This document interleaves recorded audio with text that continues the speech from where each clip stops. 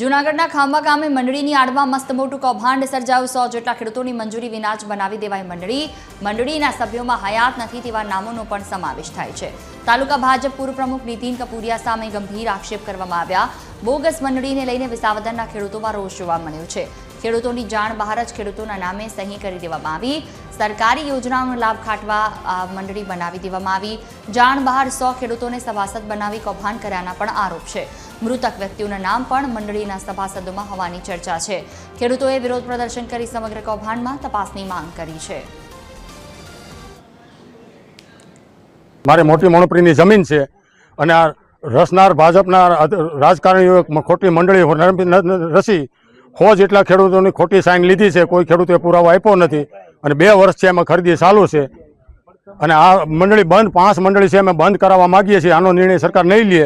ભ્રષ્ટ રાજકારણીના હાથ નીચે ભ્રષ્ટ અધિકારીઓ, નહીંતર અમે ઉપવાસ આંદોલન ઉપર હોય ખેડૂત બેહવાના છીએ। આથી 50 વર્ષ પહેલા મંડળી રસાણી અમારા બાપ દાદાની જમીનો વેચાણી છે। આ મંડળીનું કૌભાંડ થયું છે 2023માં મંડળી બની છે। મારા પપ્પા 2017માં ઓફ થઈ ગયા છે અને એનું નામ છે મંડળીમાં।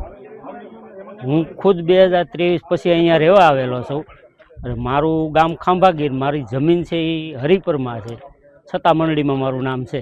અમારા ગામમાં જીતુભાઈ ભીમજીભાઈ ડોબરિયા જેણે મંડળી રચી છે અને આ મંડળી રચવામાં કોઈ ખેડૂતોને આજે જાણ કરવામાં આવેલ નથી અને અંધારામાં રાખીને આ કાર્ય કર્યું છે આ લોકોએ।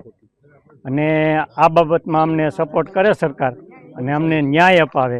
મારા ગામની અંદર એક આ મંડળીનું કૌભાંડ છે તે હમણાં બહાર આવ્યું છે। એમાં મારી પાસે અવારનવાર ખેડૂતો ઘરે આવતા હતા અને કહેતા હતા કે અમને પૈસા વગેરેના અમારા મંડળીમાં નામ આવી ગયા છે, તો આની યોગ્ય તપાસ કરાવે કે હું કરાવું। મેં ભાઈ તમે પહેલાં જે લોકોએ મંડળી બનાવી એની પાસે જાઓ અને એની પાસેથી માર્ગદર્શન લ્યો અને હું કહેવા માગે છે તો બધા ખેડૂતોનું એવું કહેવું છે કે અમને પૂછ્યા વગરની મંડળી બનાવી છે।